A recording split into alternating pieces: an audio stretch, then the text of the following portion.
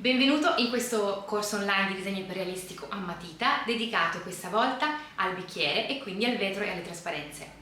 Si tratta di un corso completamente gratuito che ho pensato sia per i nuovi studenti che per i miei già allievi. In questo corso sono presenti diverse lezioni che ti guideranno passo dopo passo alla realizzazione iperrealistica del disegno di un bicchiere con all'interno dei cubetti di ghiaccio e del liquido. In questo corso spiegherò qual è la lista dei materiali che ci serviranno per realizzare il nostro elaborato e vi fornirò anche una lista scritta con i link per l'acquisto direttamente online. Vi farò inoltre vedere come utilizzare, come tenere appunti telematite, quindi come utilizzare i nostri strumenti per cercare di ottenere un risultato ottimale. Dopodiché vi mostrerò due metodi differenti per realizzare la traccia, quindi per riportare il disegno dall'immagine di riferimento al nostro foglio di lavoro.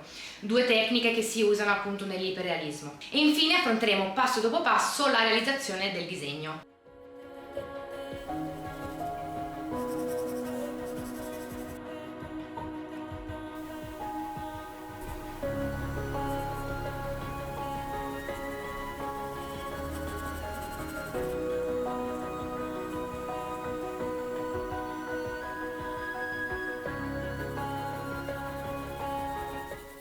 Quali sono gli obiettivi di questo corso? Sicuramente comprendere e padroneggiare la rappresentazione del vetro e delle trasparenze, sviluppare un approccio strutturato al disegno iperrealistico. Attraverso un metodo passo dopo passo, il corso vi guiderà nella costruzione precisa del soggetto, nel controllo del chiaroscuro e nella rifinitura dei dettagli, rafforzando la tua capacità di pianificare un disegno complesso. Allenare lo sguardo all'osservazione analitica della luce. Apprenderai infatti come la luce si comporta sui materiali trasparenti e riflettenti, migliorare la resa dei dettagli e la precisione tecnica e infine, ma non per ultimo, accrescere la fiducia nelle tue abilità artistiche. Concludere un disegno complesso ed effetto come questo rappresenta una tappa importante nel tuo percorso formativo, un traguardo motivante che rafforza fiducia, precisione e controllo del mezzo. Questo è un corso online per tutti, quindi dedicato a qualunque livello, dai principianti agli intermedi agli avanzati. Spero tanto che il mio metodo possa realmente aiutarti a fare un passo avanti nelle tue abilità artistiche.